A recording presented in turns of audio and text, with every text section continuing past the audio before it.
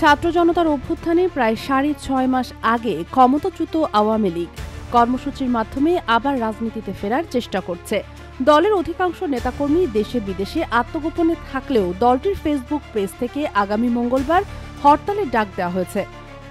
তবে আওয়ামী লীগকে কোনো কর্মসূচি পালন করতে দেবে না বলে সাফ জানিয়ে দিয়েছে পুলিশ। ঢাকা মহানগর পুলিশ কমিশনার শেখ মোহাম্মদ সাজ্জাদ আলী জানিয়েছেন, আওয়ামী লীগের হরতাল প্রতিরোধে নগরীতে পুলিশ কড়া অবস্থানে রয়েছে।